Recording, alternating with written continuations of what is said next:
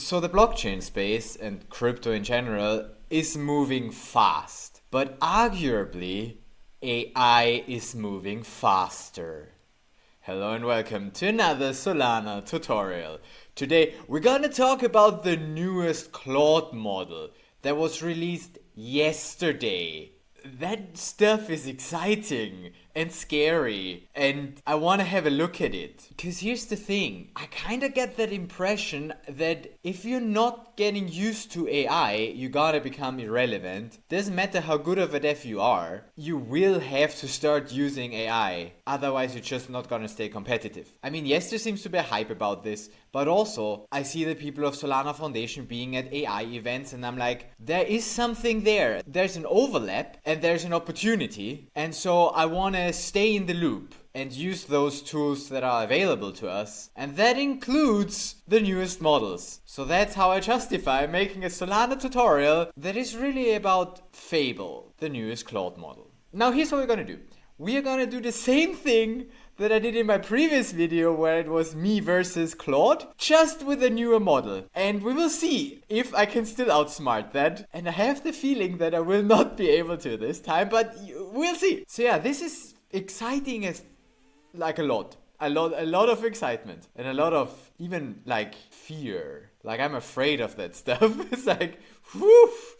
Okay, so let's get started with setting up the workspace. I'm gonna make a new directory and then I'm gonna reopen this in a container. So basically inside a Docker, because as I said, I'm a bit afraid of that, and I noticed that my system is way too open for using AI tools. I want to sandbox this a little more, because usually when I'm working, I'm just in WSL, but that thing has access to my entire Windows mount. All my private documents and stuff is all in there. And Claude Code can use the bash, so it could wipe my entire drive. I don't want that. So we're gonna sandbox that in the Docker. And potentially it's smart enough to also escape that, I don't know. But at least I'm attempting to, okay? At least I'm putting some effort into sandboxing it this time. Why does it not want to start? Show log. What's happening here? Maybe I need to say new dev container? How did I do this? Create this dev container JSON. Fable sandbox. It's a Ubuntu as base and it has Claude Code as an extension. And with that, if I now reopen in container, yeah, then that works. Okay, that looks better. So where are we now? Exit code 1. What's going on here? Claude Code CLI. Please add node. Try it again. Let's see. Okay, this is looking slightly better. And that's just part of it, right? If you're working with AI, you want to somehow sandbox it a bit if you're working on your main machine. Ideally, you would get a separate machine, but you know, not everybody can just afford that. And it's also unpractical. So knowing how to set up dev containers, cool. Extension installed successfully. We have Claude Code extension installed. Wonderful. So we're inside this dev container now. And if we open a terminal here, let's see, we don't have anything mounted and there's just this stuff. So this is a plain Ubuntu installation with just our workspace that we have from out here. Let's quickly test something. If I create a file here, does it show up? It does show, look, then it does show up here as well. But here, again, here I'm just in WSL with all of my Ubuntu that has access to my host machine because it's all mounted. But here we're in a sandbox and still all of the things that we're storing here, they're ported over. So that's exactly what I want.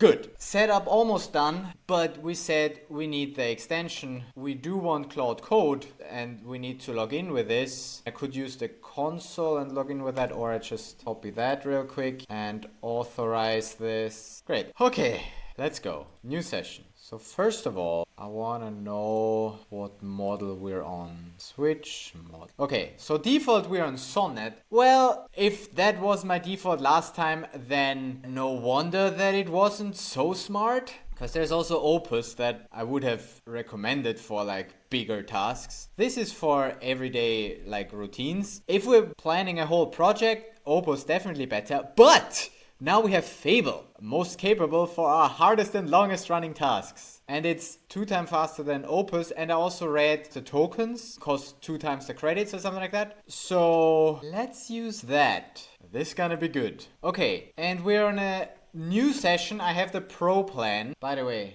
Fable is only included for like 12 days in my subscription. So this is a window where Anthropic lets us try out this model now, and then they switch to credits only.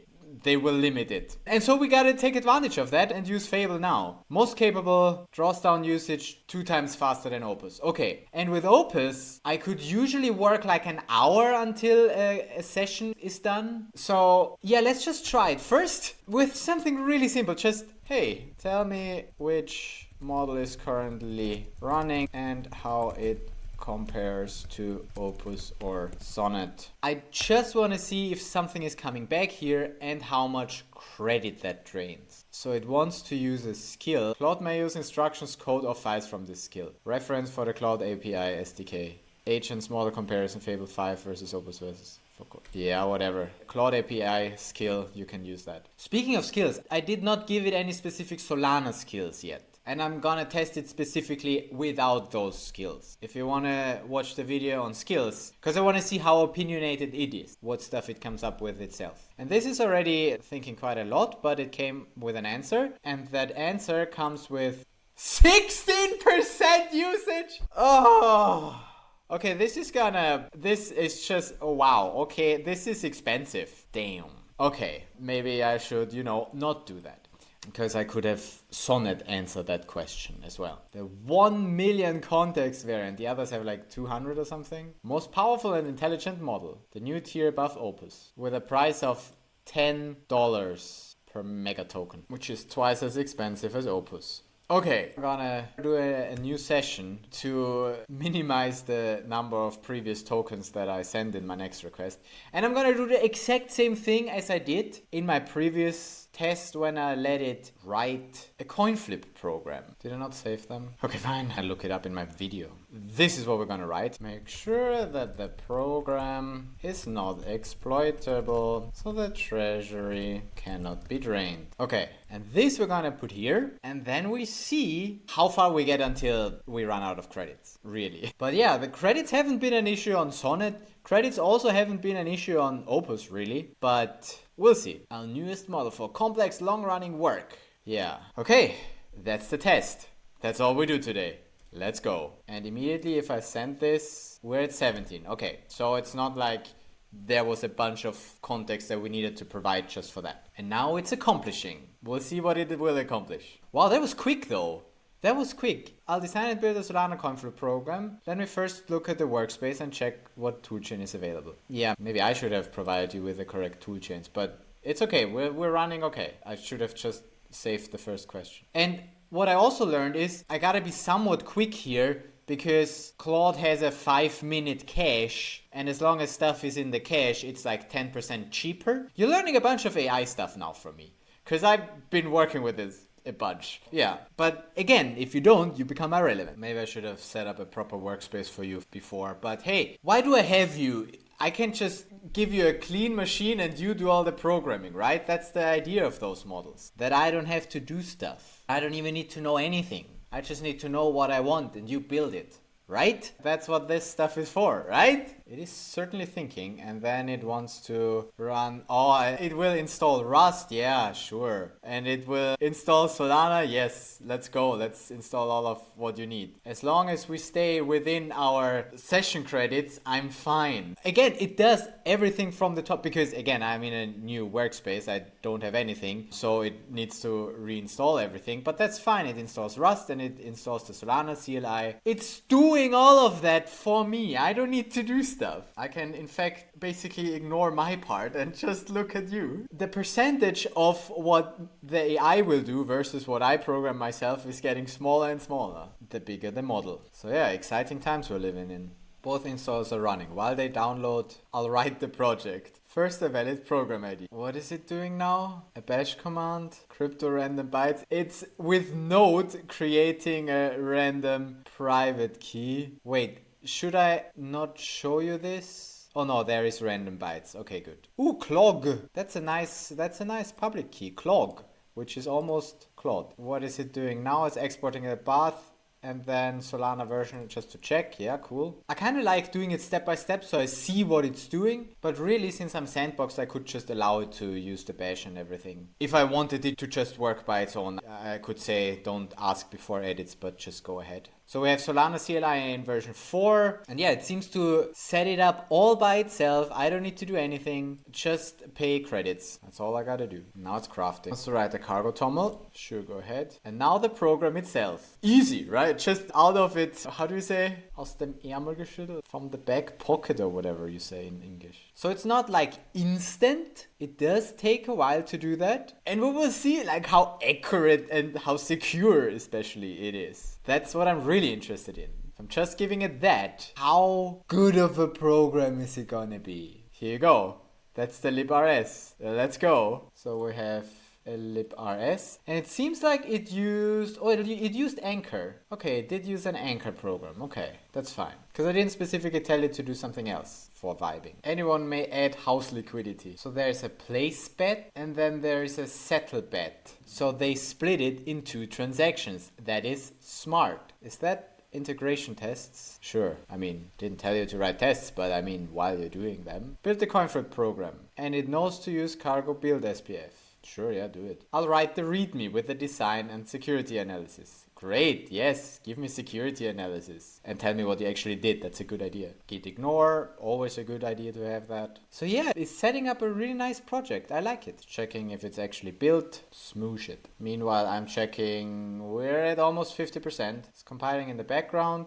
I'll resume when it finishes. Next step are the light SVM test suite. So far in place. Got 9 integration tests. We've got the README. Commit reveal randomness against a future slot hash. Payout locking for guarantees solvency. Permissionless settlement. House favoring expiry. Admin withdrawal cap to unlocked funds. And it's still building, right? It's still in the background. It's downloading all the Anchor dependencies and it's building all of those. So that's taking a while, which it's gotta wait for. Why the treasury can't be drained. Slot hash randomness is unpredictable to ordinary users and bots, but the leader of the target slot has some influence over its hash. Okay, so we're using slot hashes at least. Okay, so that's already way better than what we did last time. But for serious treasury sizes, swap the randomness source for an oracle, like switchboard on demand randomness. Everything else, locking expiry permissionless settlement stays valid. Nice. What are we doing now? Integration test. Build succeeded. So it seemed to nailed it in the first go as well. It didn't find any issues, like it compiled and built the whole way on the first try, which is also impressive. So yeah, this is pretty damn impressive, honestly.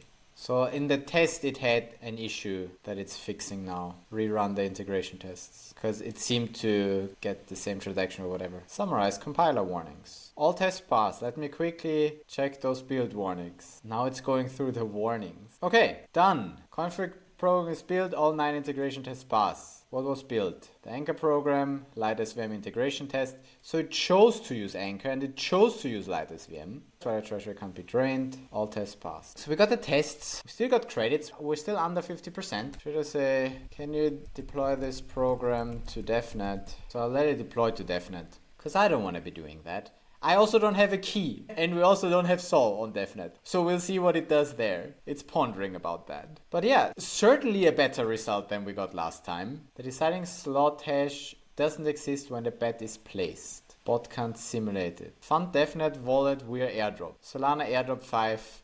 Well, this is not gonna work, but I'll let you try anyway. You reached your limit. Aww, but nice try. Do Solana airdrop, sleep, done, balance. So it's gonna loop to do an airdrop at an amount. This is also not gonna work, but I mean, fair. I'll proceed with a program ID, sync and TypeScript. Example, returning the airdrop in the background. No, don't change. Why did you change the... I like that pub key. No. Oh, okay, fine, change it. Sad. I kind of like the clog. I don't know why you changed it now. I know how that's done. I can help you a little bit. So, meanwhile, we were reading why the treasury can't be drained. No selective settlement. Once the target slot lands, the outcome is fixed and anyone may settle. Solvency is enforced, not assumed. No double settlement. Checked arithmetic everywhere. Bad caps. Slot hash randomness is unpredictable to ordinary users and bots, but the leader of the target slot has some influence of it. I think that's also, I mean, at least it tells us for mainnet we should use a verifiable random function, but I would still argue that this assumption is wrong. I'll just let it do its stuff now. Edit the coin flip, whatever it's doing here with instructions. It seems to have problems with the types. Error, type.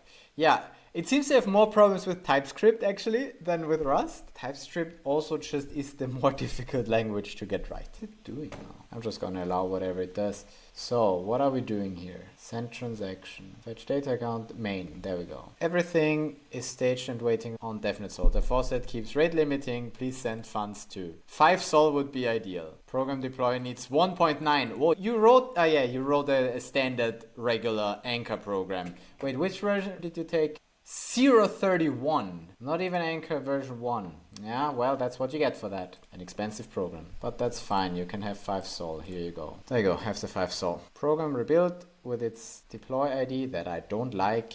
All 9 tests pass. Examples: coin flip, a Solana kit client, initializes the progress on first run, tops up liquidity, places a bet, waits for a deciding slot. So yeah, I mean, we got an example like with, yeah. Now I just gotta deploy the program, deployed successfully, run end-to-end on DevNet. Let's go, why not? End-to-end works. Flip landed, house kept to sol. Run flips until a win demonstrate the payout path. That's how you test it. Both outcomes verified live. Now updating the readme. Great. Try it on DevNet. We're still just at 60%, so we still have some room. But that's it. Like, I would say we just built an entire project in what? 20 minutes? It took me way longer to get the sandbox set up than it took me to create this entire project. Hold on. Let's do a Fable flip commit and push to there. And ideally it would figure out that it needs an SSH key. It will create them and it will tell that I should add it to the project. Because again, I'm a dev, but I'm a lazy dev, so might as well tell the AI to do all the Git stuff. Yeah, commit that. So it's adding that as origin, yes. And then it will figure out that it doesn't have permission. There we go. And hopefully it comes up with check for GitHub credentials. And it will not find anything because we're sandboxed here. If it finds my SSH key, it would work. But that wouldn't be good because then it could access my SSH key from the sandbox. So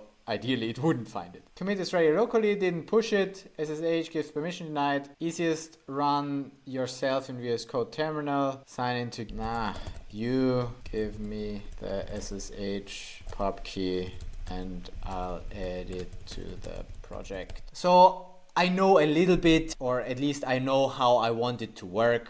So I tell you, hey, you create an SSH key and then tell me, yeah, that's what I want. Look, waiting for you to add the key. Wait, where's the key? That was the key, right? I want to copy the output, not the, but okay, cool. So in this thing, wait, how do I do this? Settings, deploy keys. I'll add a deploy key, Fable sandbox, add. I feel a little stressed now that I know that we have that 5-minute cache timeout. Okay, deploy key added. Let's see if you can push this. Nope, that didn't seem to have worked. Oh, has been marked as read only. Ah, my bad. Read only. You are right. I need to click allow a write access. Now it should work. The moment the re-added key has access, I'll confirm here. Push OK. Great. Now it's confirming.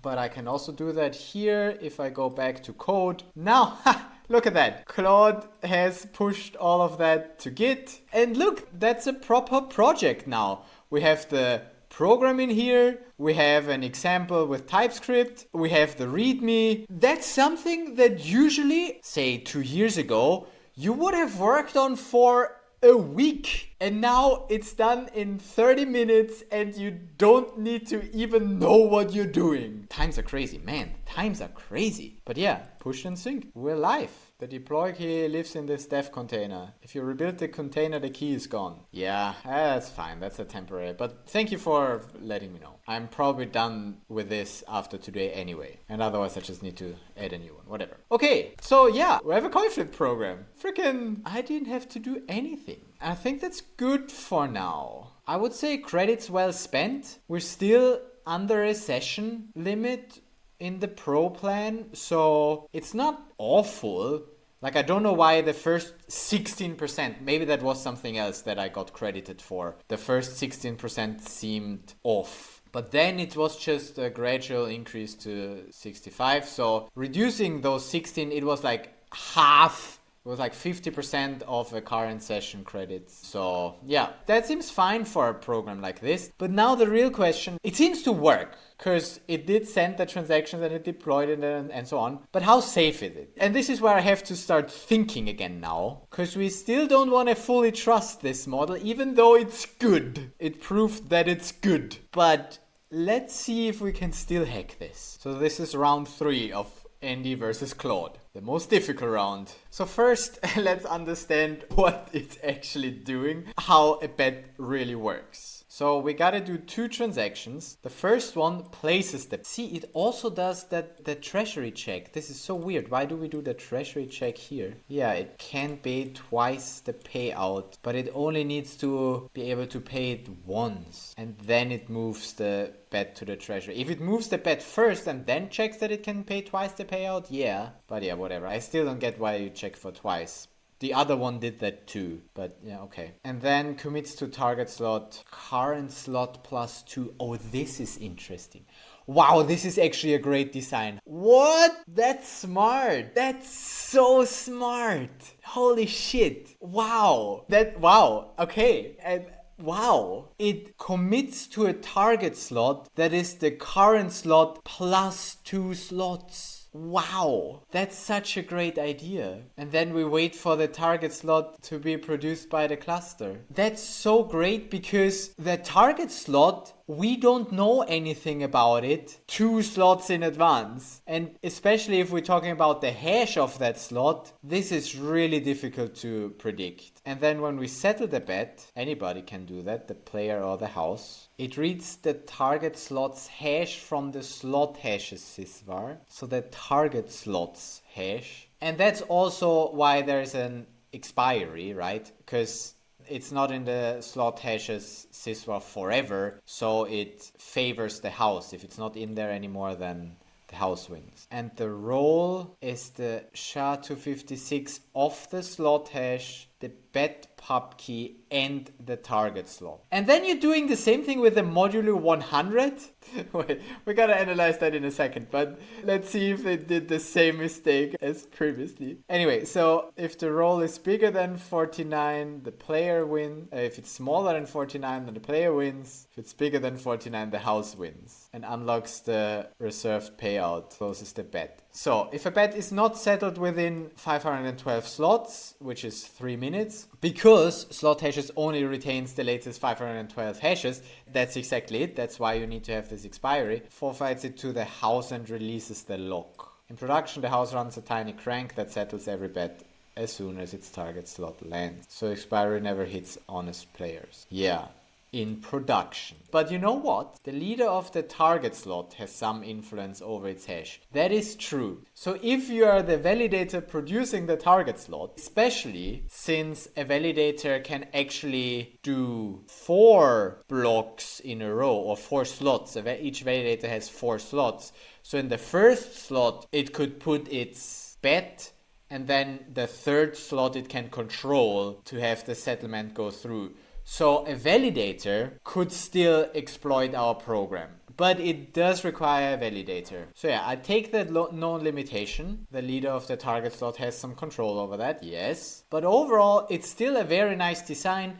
You could slightly improve it by making the target slot the current slot plus 4. Actually, while we're talking with AI, can you explain to me why you chose the target slot as current slot plus 2? Good question. Honest answer is 2 is the minimum that's safely in the future plus 1 slot of margin. Yeah, the minimum is 1 plus 1 slot of margin. Okay. And the larger values buy nothing. The hardest constraint is that it's larger than 1. And why 2 not 1? Safety margin. Okay. Why not 10 or 100? Because it wouldn't help. It would just be slower, basically. Caveat to that question made me re-examine. Settle bet required an exact entry for target slot in slot hashes, but Solana skips slots sometimes, no block produced. A few % of slots varying by cluster. If the target slot is skipped, then the bet has no settle hash, becomes unsettleable. That's good that you find that out. I would not have thought about that either, so fair enough. That's not a point for me. It is a point for you, actually. And it favors the house. The standard fix is settle against the first slot after the target slot. What do you think of my argument that if we wait 4 slots, then it would be for sure a new leader that produces that block? You're right. The +4 guarantees the deciding slot force in a different 4-slot leader group than the bet. But walk through who the attacker actually is, and it turns out that it doesn't close the hole, it just relocates it. The leader of the deciding slot can bias the outcome, so the profitable attacker is always a validator who is also the better. Yeah, and the attacker controls the one variable no delay constant can take away when they place the bet. The leader schedule is published and so yeah, basically what it's saying is, and that's a fair point, it's saying, well, the validator could still place the bet in the slot right before it produces the block. That's fair, and then it still has control, yes. But that's, I would argue, at least a bit more difficult than to put it in the first slot and then calculate for the third one. But yeah, fair enough, that you're right. I would give myself a point, but I would also give you a point for pointing that out. So yeah, so +4 changes the picture of a non-profitable pair. What +4 costs is concrete, plus 800 milliseconds on every honest flip. On a game where the appeal is instant gratification, what it buys is hardening against the attack variant that doesn't make money. That asymmetry is why I stayed with 2. Okay, so if you thought about that, fair enough. And the real fix is a VRF. Okay, cool. I mean, like 800 milliseconds, a user can still wait for that, I think. Because 1 second it takes to do the flip, to me still seems fine. Also makes people maybe not spam so many flips at once. Anyway, so what are we talking about? What else did I want to know? Can you calculate the exact percentage at which the house is winning? Because from the readme, it kind of sounds like you're doing a modulo 100 again. Are you actually doing a modulo 100? You are actually doing a modulo 100. Yeah, whatever. Run your Python script to let me verify the asymmetric exactly rather than hand wave it. That's something that Claude likes to say. Let's not hand wave it. Let me do it exact. The interesting part is the modulo bias in the U64 modulo 100. So yes, it's not exactly 51% because the subtle artifact of the... Okay, wait, hold on. No, that's actually fine. You did make the same mistake. I made a mistake. Shit, that's a point for you. It does have the U64, not a byte. I was being stupid. Yeah, it's, of course, it's not working on the byte. Yeah. It might not be 49%, and it might not be 51%, but it's 50.99999999999999995. So yeah, it's correct. I'm okay with that rounding error. So no, this is also not a mistake. I was just thinking about bytes, but you're using U64s. The caveat in this, it treats the SHA-256 output as uniform. It's a standard assumption, which for a good hash function it should be, so that should actually work. Dude, yeah, I don't see any point where I could attack this. This is a pretty well-designed coin flip program. Damn it. Any other ideas how we could hack this? Created its own type instruction. I don't know why it did that. It hard-coded the treasury minimum, which is also not ideal because rent might change, but for now it's fine. Besides, it's just the TypeScript stuff. And then, this is not particularly readable, honestly. If it doesn't have a config, it calls the instruction, and it does the instruction all manually. It builds the instructions manually with all the accounts and stuff. So one thing that I could still tell it to improve, can you use the IDL and codama? Let's just see. Oops, I have something marked that I shouldn't have marked, but whatever, it will figure out that that's not relevant. Generate the anchor IDL for the program via the IDL build feature. No anchor CLI needed. Run codama with codama nodes from anchor and codama render. That's, yeah, I just need to tell it what it wants and boom. So generate the anchor IDL. It's so fun, man, this is so fun. And also scary, but mainly fun. Yeah, I don't gotta do anything anymore. All I gotta do is pay credits for AI models. And then basically any idiot can become a Solana dev, I guess. IDL chunks print correctly. So do we have the IDL now? Look, there's an IDL. Yeah, whatever. With the initialize, fund treasury, place bet. I'm not even supervising you anymore. I just let you do. That's usually what happens. I get tired and then I auto-approve everything. And that's where it will eat my entire system and read my private keys, right? Don't work with AI on a system where you have private keys or any secrets, even if it's personal data. Check PDA seeds in IDL and install codama. Sure, whatever that is. Just do it. Regenerate IDL and check PDA seeds. Wait, was there something wrong? No. I don't know why it does so much checking manually now. But yeah, sure do it. No PDA info even for canonical seeds. Anchor gets IDL seed interference behind a separate feature flag. Ah, that's what you were searching for. You were missing that feature flag. Find the environment variables controlling it. So it now wants to manually do that because it didn't install the anchor CLI. It manually builds that and then it finds backdoors to set the correct features to have the PDA seeds in the IDL as well. Because yeah, it's true, there are no PDAs in this IDL. True. Full PDA resolution now works. Wow, yeah, magic. Look, now even the events are in there. There we go. Hey, PDAs. Good, now it's writing the final IDL and Kodama stuff. And then we run the Kodama and list generated client files. Generated source, generated accounts. This keeps coming up that we have several generated folders, but that's okay. So we have the generated, source, generated. And then everything is there. Wonderful. You think we'll get through with this session? Yeah, it's getting close. Point is, it can do all of that pretty effectively. It feels like older models messed around with TypeScript a lot more and had to write that script several times until it actually worked. But here, Kodama, first try, looping. And you write the coinflip TS. So we rewrite the coinflip TS and then we run it, or we compile it first. So my coinflip TS now uses the find config PDA and the find. And then it gets the initialize instruction async. That's fun. Kodama Rana targets newer Solana kit, upgrading the kit and adding the new helper. So the versions were out of sync and now it's upgrading. It does some more edits because we have stricter types or whatever in its wrapper. There we go. Verify end-to-end on DevNet. Let's go. And then it will also commit and push. I love this. I don't even need to tell it. That would have been the next thing that I tell it. Commit and push this. This is so fun. My working day will consist of writing down what I wanted to build, have a break, come back, see that it's built it, be happy. Or tell it to make some changes, have another break, and then I'm done. Like, this is wow. Something I wasn't happy with. Also, because we have built so much already, like there's a bunch of tokens every time that it's sending back and forth now. You know, that just eats into my credits faster now. Because the session is getting bigger. And I don't want to run out of credits. Namespace import seems choice fine. But it seems to still have an issue with something. Not good. Something it doesn't like in the choice from the generated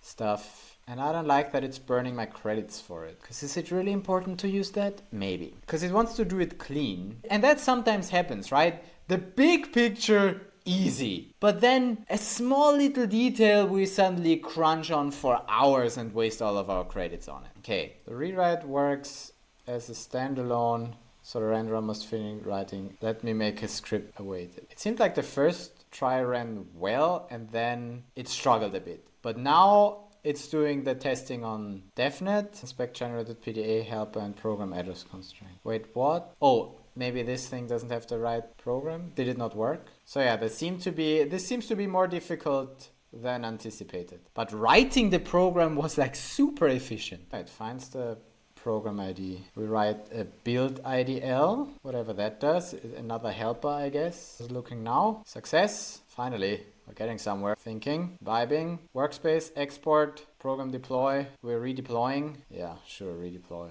Why do we need to redeploy? Did we change something in the program? Rebuild, retest, and upgrade deployed program. While that runs, updating the README. We git commit. Yeah, that sounds about right. And push.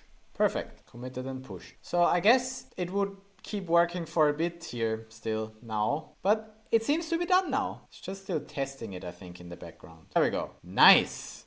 That was close, but we're done. So the IDL generation, built without the anchor CLI, we generated the client, and then the conflict example lost all its hand-rolled discriminators. Porsche encoding manual account meta list. Placing bet is now place bet instruction async. Great. And settlement only needs bet and player. That's much nicer. Coin landed heads, stake fortified to treasury, and we can look at those transactions. Wow. The Explorer changed again. This looks very different now. Actually, I don't like it, but that's usually how I react at first. It's probably better for like mobile usage like this. Yeah, anyway. Or maybe it's just how I look at it. So that's the place and that's the settle. So it did send those transactions. Let's look at what they actually did. Our program, unknown instruction, place bet, and that invoked and that created an account and did a system program transfer for the bet amount, and then the settle that settled the bet and did nothing else. But if we look at the accounts, we claim the rent back, but we did not win. Okay, so a full session, but we built something. We built something pretty solid. I mean, yes, there are still some issues, like theoretically a validator could influence the target slot, or the slot is not being produced, then it's a bit unfair for the player. But otherwise, it just worked out of the box. And also, even though it had issues with it, but it did manage to create the Kodama stuff and then use them. So honestly, that's not bad. I don't like this fire because that's not particularly readable. But maybe it's just for me because I'm not used to it yet. So we bet heads or tails, we create the keepers, place the bet, then we wait for the deciding slot. Get slot is smaller than target slot, and then we wait again. Not a bad implementation. That's really impressive. Yeah, it's just so good. It's just so good. I have zero ideas how I could exploit this. I mean, I would need to look at the actual implementation. Maybe it made some mistakes somewhere. Choice opposite. Maybe it doesn't check the sysvar correctly. Slot hashes. Address constraint pins this to slot hashes sysvar. So it does check that correctly. Yeah. If I would have paid someone to develop a coin flip program for me, say 2 years ago, I would have probably paid a few $1,000s and they would have come up with something like this with a similar security, and today it's done in like an hour. That's just crazy, no? How much you can do with this. And also I saw a tweet of Toli earlier, this one. So it's basically saying he got Opus running over and over and found nothing, and within the first hour of Fable found what seems like a credible loss of funds in the engine. That's nuts. Yeah, right? Nuts. That's why we need to move fast, because if you develop something and you're not using Fable to check your stuff, then somebody else will use it to exploit it. I mean, they have released 2 versions, right? Fable and what was the other one? Mythos and Fable. They're basically the same, except Fable has limits. It's limited in bio stuff and in basically hacking, cybersecurity stuff. And Mythos is not, and only a small group of accredited people have access to that. But probably people will figure out a way to get around those limitations one way or another. Basically what I'm saying is, if we have a critical application, let Fable check it once. We're in a race here. We're in a race and it's crazy. So that's why I felt like I needed to make this video today to see the capability. And I probably just scratched the surface of what it can do. This is, for Fable, probably still a very easy task. And it got it right the first time, right? I didn't even have to tell it much. And I have no chance, well, not no chance maybe, but it's very difficult to, too difficult for me to find something in that code that I could exploit. At least from quickly looking at it. Maybe if I do a proper audit for a week, then I might find something that I could potentially exploit. But it seems very solid what it wrote here. I mean, did I publish it or did it publish it? It was published to my Git, so if you feel like trying to exploit that, be my guest and see what you can do. I would actually be super interested if one of you manages. And I imagine that it's gonna be very difficult, because that model is good. And I'm not sponsored by Anthropic or anything, right? I'm just playing with this because it feels important. And too powerful to ignore. So before we end here, let's actually test what it builds. Let's run it ourselves, because Claude is out of credits. Let's do TSX. I'm not even sure if that's how you run it, but let's run the coin flip ourselves and see what it does. So we're betting 1 sol on heads, and we've won. Isn't that nice? So that's our bet account. Let's look at the transactions. Yeah, they look differently now. The Explorer has changed. We just gotta get used to the Explorer looking different. But I don't like I enjoyed the table we had earlier. It's still basically the same table, but like for some reason it looks different. I'll get used to it. Get over it, Andy. Maybe the table was too bloated and this is actually... It is more compact. I give you that. And that's kind of nice having it here. I'll get used to it and then I will start to like it. But as a regular human, I don't like change. Welcome to the age of AI. As someone who doesn't like change, you're gonna not like this. Anyway, so we created this bet account, I guess, and we put 0.1 into the treasury. That was my bet. And then we were waiting for the slot. And then the settlement, we got the 0.2 from the treasury back into our account because we won. Yay. Yeah. And you can analyze all of the code yourself, right? That's the program, that's the TypeScript stuff. I don't think there's any real value in me going over it exactly. You can do that yourself, or even have your AI review it or whatever and give you the main points. Besides, it's all in the README anyway. It's all in here. So yeah, man, I'm impressed. I don't even want to analyze this program anymore. I'm like, it's too good, man. It's too good. I'm like, no, I give up. I give up. Is that... Oh, human brains are getting useless. Are they? Oh, I hope not. I guess my main point is, try out Fable if you haven't yet. This stuff is powerful AF. And if you have any security critical applications, use it to analyze your application and check if it's exploitable. And if you're building applications, you can also use it to just create the full application for you. Is that super safe? I would say not yet. Is it safer than it has ever been? Yeah. Could it still have bugs and everything? Yeah. But so could an application that you really write yourself.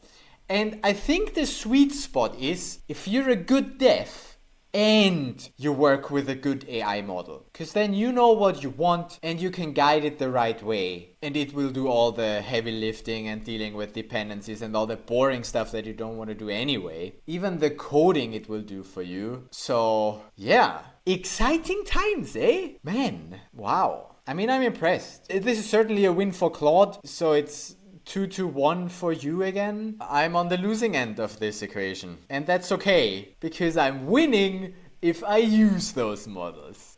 And with that, I'm gonna end here. Like this video if you enjoyed it. Here's some more that you can watch. Subscribe if you haven't done that already. And then I will see you in the next video talking about more AI stuff with Solana, or not, we'll see. Or just Solana, because that's what I'm here for. It's still good to know the basics and have an understanding of Solana and not depend purely on the models for it. You can use the models to enhance your knowledge and to do the repetitive task and let them do the things that you don't want to do. But I'm still of the opinion that as a good dev, you still want to have a good understanding yourself until the models get to the point where we as devs are just unnecessary. But at that point, the models will know what they will develop, and it's not you deciding that anymore anyway, and then we're all out of jobs anyway and whatever. I don't even want to think about it. We take it as we get it. We try to catch up with the state of the art, even if it one day will be over our heads. But for now, I think we're at the point where we're equal. I still got something to contribute, you can do the main work, and that feels okay. Crazy times, eh? But yeah, welcome to 2026. The scary part is I wouldn't have come up with a solution of the slot taking 2 ahead. I would have probably had to think about that for a week to come up with that and really like brainstorm how I can properly do this. And it's just like, that's how you do it. Crazy, crazy.